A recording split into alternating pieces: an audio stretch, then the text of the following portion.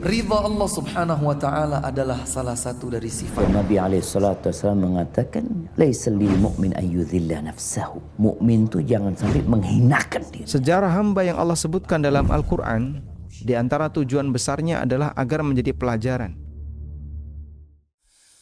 Bismillahirrahmanirrahim. Assalamualaikum warahmatullahi wabarakatuh. Alhamdulillah hamdan katsiran tayyiban mubarakan fihi kama yuhibbu rabbuna wa yardah.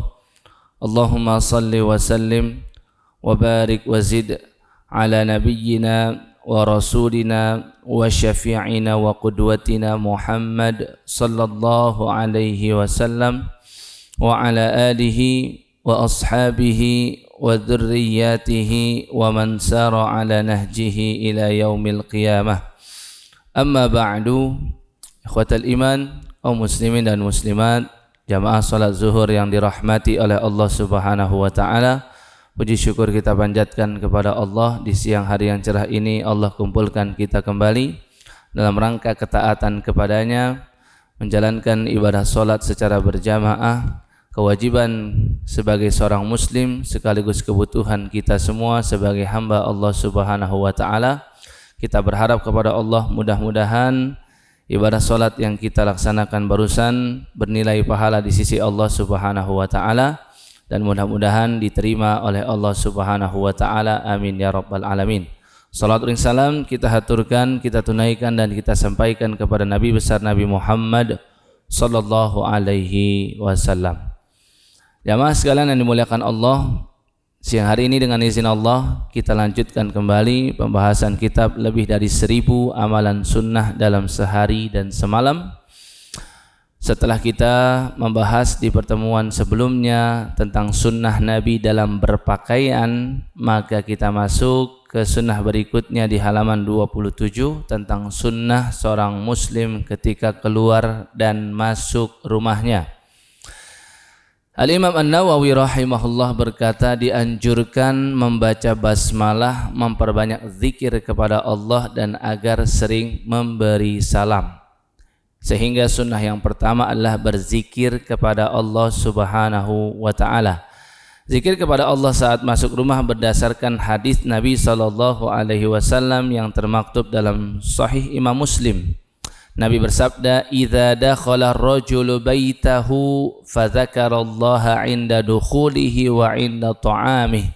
Qala asyaitanu la mabita lakum wala 'asya." Kata Nabi SAW dalam sabdanya yang sahih, jika seorang muslim memasuki rumahnya dan ia berzikir kepada Allah, yang dimaksud mengucap basmalah ketika masuk dan ketika hendak makan di dalam rumahnya, maka syaitan yang ada di dalam rumahnya akan berkata, la mabita lakum wala asya. Ia berkata kepada teman-teman syaitan yang lain, tidak ada tempat bagi kita semua untuk menginap dan tidak ada juga jatah makan malam bagi kita semua. Ini masuk ke dalam keumuman hadis Nabi SAW yang sebelumnya kita bahas, ya, bahwasannya seorang muslim akan berkurang keberkahannya dan akan terputus kontinuitasnya dalam beramal jika ia melakukan perbuatan baik dan tidak diawali dengan basmalah. Sehingga itulah kenapa Imam An-Nawawi menuliskan di sini dianjurkan untuk membaca basmalah dan berzikir kepada Allah dan agar sering memberi salam ketika masuk ke dalam rumah. Dan maksud hadis Nabi tadi fadzakarallah, kemudian berzikir kepada Allah, yang dimaksud di sini adalah membaca basmalah secara umum, ya. Mungkin ketika awal masuk dia membuka pintunya dengan kuncinya, maka ia mengucap basmalah saat itu dan membuka pintunya. Di situ ia bisa mengucap basmalah. Dan ketika sedang masuk rumahnya, nah, kita kaum muslimin diperintahkan supaya berdoa setiap kali masuk rumah sekembalinya dari luar rumah. Sunnah atau anjuran untuk mengerjakan amalan ini berdasarkan hadis Nabi sallallahu alaihi wasallam dalam Sunan Abu Dawud. Nabi mengajarkan untuk kita mengucap, Allahumma ya Allah, inni sesungguhnya aku as'aluka, memohon kepadamu, khairal maulaji wa khairal makhraji, kebaikan ketika masuk dan kebaikan ketika keluar rumah. Bismillahi walajna wa bismillahi kharajna wa 'alallahi rabbina tawakkalna. Dengan nama Allah kami masuk, dengan nama Allah kami keluar rumah, wa 'alallahi rabbina tawakkalna, dan hanya kepada Allah lah Rabb kami senantiasa bertawakal.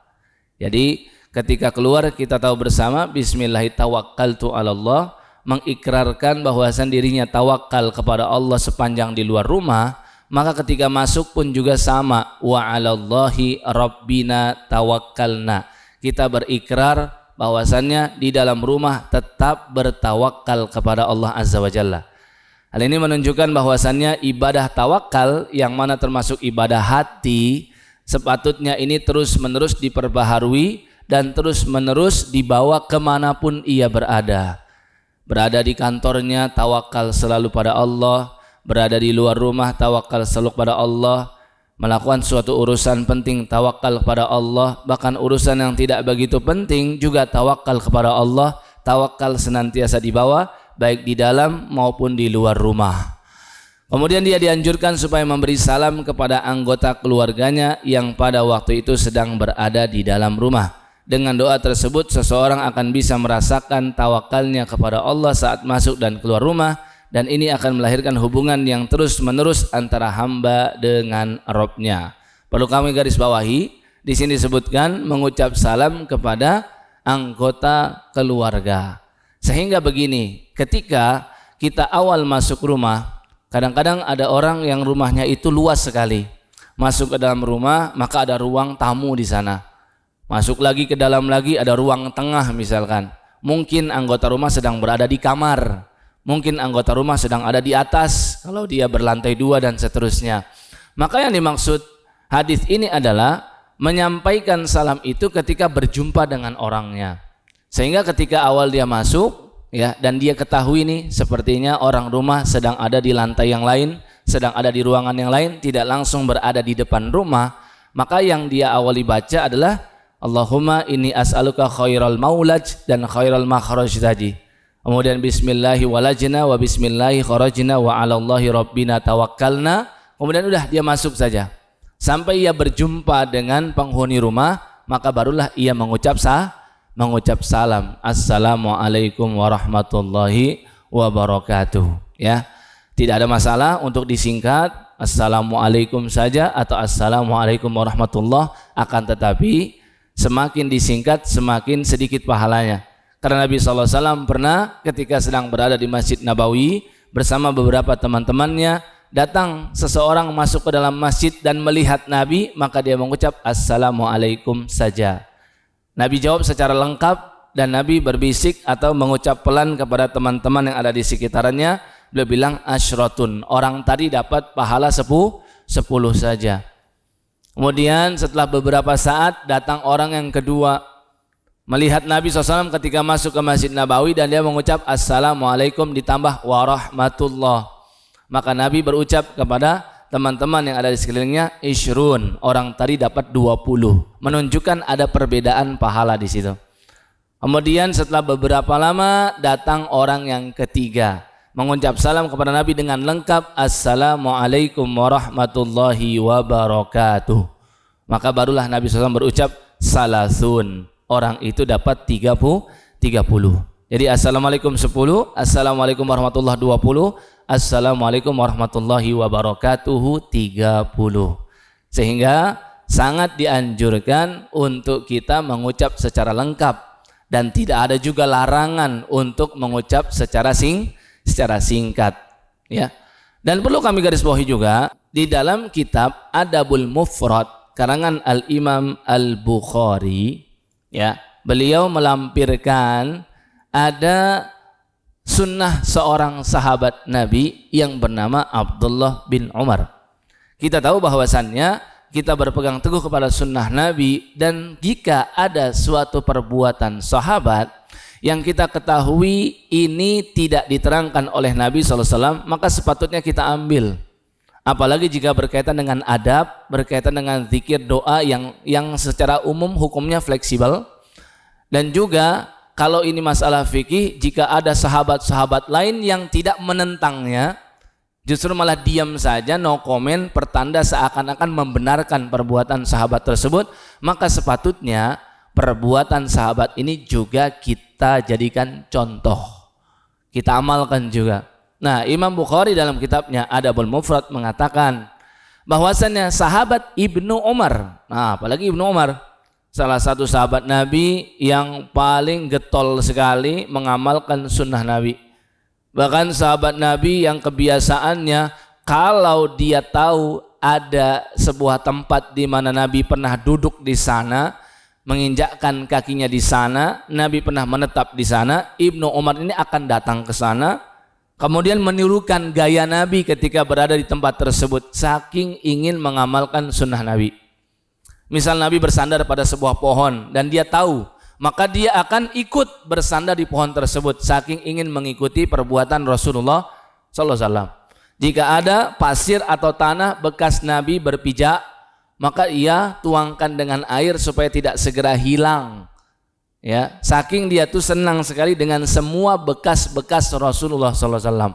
Ya, nah makanya ketika Ibnu Umar melakukan sesuatu nih, berarti para ulama mengatakan kemungkinan besar sekali ini dia peroleh dari Rasulullah Sallallahu Alaihi Wasallam. Tapi mungkin tidak dia sampaikan Nabi bersabda begini, atau dulu Nabi pernah melakukan ini dan seterusnya. Nah ternyata Imam Bukhari menyampaikan dalam kitabnya tadi Adabul Mufrad, sahabat Ibnu Umar ketika masuk ke dalam rumah dan tidak ada satu orang penghuni pun di sana, maka dia berucap assalamu alaina wa ala ibadillahis sholihin. Dan para mufassirin mengaminkan perbuatan Ibnu Umar ini selain karena dia seorang sahabat yang sangat perhatian dengan sunnah Nabi, dan selain juga berpotensi besar dia pernah menyaksikan Rasul melakukan demikian, tapi selain itu perbuatan beliau ini, Ibnu Umar ini, selaras dengan firman Allah Azza wa Jalla dalam surat An-Nur surat 24 ayat ke-61. Ayat yang sangat panjang, di bagian akhirnya Allah berfirman, فَإِذَا دَخَلْتُمْ بُيُوتًا فَسَلِّمُوا عَلَىٰ أَنفُسِكُمْ tahiyatan min indillahi mubarakatan thayyibah. Jika kalian masuk ke dalam sebuah rumah, maka ucapkanlah salam terhadap diri kalian sendiri. Nah, jadi maksudnya apa? Ketika tidak ada seorang pun di dalam rumah, maka ucapkan salam kepada diri sendiri, sehingga mengucap assalamu alaina wa ala ibadillahis sholihin. Mirip seperti dalam tahiyat. Ya, kita membaca assalamu alayka ayyuhan nabiyyu wa rahmatullahi wa barakatuh. Assalamu alayna wa ala ibadillahi baru tasyahud asyhadu an la ilaha illallah. Itu kan bacaan tahiyat kita, ya. Dan Nabi tegaskan seorang yang mengucap assalamu alayna wa ala ibadillahi sholihin, Nabi kasih tahu asoba kulla abdin sholihin fis sama'i wal ard. Kan secara maknanya sangat luar biasa nih. Tapi mungkin kita meragukan, benar nggak nih sampai? Ya, kalau kita terjemahkan keselamatan semoga senantiasa membersamai kami wa ala ibadillahi sholihin, dan kepada semua hamba Allah yang solih. Ya, ucapannya singkat, padat. Tapi apakah benar semua hamba Allah yang soleh mendapat doa keselamatan dari kita? Kata Nabi, asoba kulla abdin solihin fis sama'i wal ard. Iya, bahkan ucapan itu, doa tersebut sampai atau disampaikan oleh Allah keselamatannya kepada semua hamba Allah yang soleh, baik di langit maupun yang ada di bumi. Jadi memang ini kalimat singkat tapi luar biasa ini kalau kita meyakininya, dan Rasul yang bilang, maka kita percaya dengan ucapan Rasulullah SAW. Ini doa benar-benar bisa mendapatkan, bisa diberikan keberkahannya kepada semua hamba Allah yang solih. Maka kita pun demikian, ya, mengamalkan apa yang dilakukan Ibnu Umar ini ketika masuk ke dalam rumah. Nah, yang belum ada di kitab ini ya kita tambahkan, yang masuk ke dalam rumah dan tidak ada siapapun penghuni, maka dia mengucap assalamu alaina wa ala ibadillahis sholihin. Kemudian berikutnya bersiwak Nabi punya kebiasaan masuk ke dalam rumah beliau bersiwak. Kana idza dakhala baitahu bada'a bisiwak. Ini menunjukkan betapa perhatiannya Rasul terhadap kebersihan, ya. Jadi tidak hanya cuci tangan, tidak hanya memperbaharui wudhu jika memang mungkin di tengah jalan batal, tapi Nabi juga sekaligus bersiwak. Kemudian Nabi SAW mengucap salam. Nah, yang tadi kita bahas ya, ini jika ada penghuninya maka mengucap salam, jika tidak ada maka mengucap assalamu alaina wa ala ibadillahi sholihin. Kemudian sedangkan ketika hendak keluar dari rumah disunahkan membaca bismillahi tawakkaltu 'alallahi wala haula wala quwwata illa billah. Ya, ini mungkin sudah biasa kita amalkan, tapi mungkin belum banyak kaum muslimin yang mengetahui dampak yang sangat luar biasa impactnya dari ucapan doa ini. Nabi bilang begini, ketika seorang keluar rumah mengucap bismillahi tawakkaltu 'alallahi la haula wala quwwata illa billah, yang ada di luar rumah itu ada bermacam varian syaiton, ya. Yang ada di dekat pintu rumah kita, di pintu luar rumah kita itu, maka syaiton itu akan berteriak melolong karena mendengar ucapan ini. Dan dia woro-woro kepada setan-setan yang lain yang ada di luar rumah dari muslim yang mengucap ini. Dan dia berkata, kalian tidak akan mampu untuk menggoda ini orang karena dia sudah mengucap bismillahi tawakkaltu 'alallahi la haula wala quwwata illa billah. Sampai akhirnya ada syaitan yang tak percaya dan mencoba untuk mendekat kepada muslim tersebut. Maka syaitan yang mendengar langsung pengucapan doa ini, dia berkata apa? Kaifalaka bimu'min, bagaimana mungkin kamu bisa menggoda si mukmin ini? Wa qad hudiya, sedangkan dia sudah diberi petunjuk oleh Allah. Wa kufiya, dicukupkan semua urusannya oleh Allah. Wa wuqiya, dan diberi perlindungan atau proteksi dari Allah Subhanahu wa ta'ala. Jadi tinggal yang kurang tuh kita penghayatan terhadap keutamaan doa ini. Saya yakin kita ketika keluar rumah banyak yang membaca ini, karena termasuk doa yang dihafal dari kecil. Tapi yang kurang mungkin penghayatannya terhadap keutamaan, sehingga mungkin kita nggak mendapatkan 100% dari keutamaan ini. Tapi kalau setiap kita membaca, kita ingat kita diberi 3 hal tuh oleh Allah: petunjuk, hidayah, hudiyah, kemudian kufiyah, kifayah. Semua urusan kita dihandle sama Allah, dicukupi oleh Allah, dan juga mendapat wiqayah, wuqiyah, yaitu diberi perlindungan oleh Allah Azza wa Jalla, sehingga dia tidak akan disakiti oleh orang lain, tidak akan digoda oleh syaitan, dan tidak akan terkena hal-hal yang tak dia inginkan. Yang terakhir yang juga belum dituliskan di kitab ini adalah hadis riwayat Ibunda Ummu Salamah. Beliau bercerita, Nabi setiap kali keluar dari rumahku pasti beliau membaca satu doa ini sembari beliau hadapkan pandangannya ke atas langit. Apa doanya? Allahumma inni a'udzubika an adilla au udalla au azilla au uzalla au azlima au uzlama au ajhala au yujhala alayya. Bagus sekali doa ini, ya. Allah alam kenapa tidak dituliskan di kitab ini, ya, tapi inilah manfaatnya kita belajar kitab juga sembari ada pemaparan dari gurunya, dari ustaznya, sekaligus ada tambahan-tambahan yang mungkin tidak dituliskan. Maka kami sampaikan ini maknanya sangat luar biasa. Nabi membaca Allahumma ya Allah inni a'udzubika, sesungguhnya aku berlindung kepadamu, an adilla au udalla, dari ketersesatan, au udalla, atau disesatkan orang lain. Ya, kita mungkin ingin ke sebuah tempat dan terburu-buru sekali mengejar waktu. Bayangkan kalau sempat nyasar, maka menghabiskan waktu yang lebih lama, akan terlambat. Bayangkan jika mungkin kita mengejar kereta, stasiun yang belum kita ketahui, kita cari via Google Map, tapi mungkin kadang-kadang tidak sesuai titiknya. Maka dengan doa ini diharapkan kita benar-benar tepat sesuai dengan lokasi yang diinginkan. Ya, jadi an adilla, dari ketersesatan, au udalla, disesatkan orang lain. Kadang kita nanya sama orang pun dia jawab asal-asal aja. Atau kadang memang dia sengaja ngerjain kita. Dengan doa ini diharapkan kita dilindungi oleh Allah dari hal itu. Ya. Kemudian au azilla au uzalla, azilla itu ketergelinciran, au uzalla digelincirkan orang lain. Mana tahu sedang berjalan buru-buru terpleset, dengan doa ini insya Allah diberi perlindungan oleh Allah Azza wa Jalla. Atau mengendakan kendaraan motor, mungkin barangkali jalan sedang licin karena hujan dan seterusnya, diharapkan dengan doa ini mendapat perlindungan dari Allah. Kemudian apalagi ya, an adilla au dhalla au uzalla au azilla au uzalla au ajhala au yujhala alayya. Ajhala itu adalah membodohi, yujhala alayya dibodoh-bodohi oleh orang lain. Ya, mudah-mudahan semua sunnah Nabi ini mampu kita amalkan, tidak hanya kita hafalkan, dan juga setelah kita hafalkan dan kita amalkan, mampu kita hayati dan semakin kita yakini keutamaannya, sehingga kita mendapat banyak kebaikan dan keberkahan dari sunnah Nabi ini.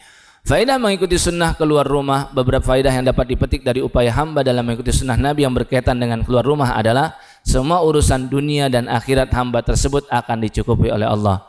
Poin yang kedua, mendapatkan perlindungan dari setiap kejahatan dan setiap yang dibenci, baik yang datang atau berasal dari jin maupun manusia. Poin yang ketiga, seorang hamba akan mendapatkan hidayahnya, dan hidayah atau petunjuk ilahi itu sendiri adalah lawan dari kesesatan. Semoga Allah Azza wa Jalla senantiasa memberikan petunjuk kepadamu di seluruh aktivitas atau amal keseharianmu, baik yang berkaitan dengan agama maupun yang berkaitan dengan dunia. Wallahu a'lamu bissawab. Mari kita akhiri dan tutup dengan melafalkan subhanakallahumma wa bihamdika asyhadu an la ilaha illa anta astaghfiruka wa atubu ilaik. Wassalamualaikum warahmatullahi wabarakatuh.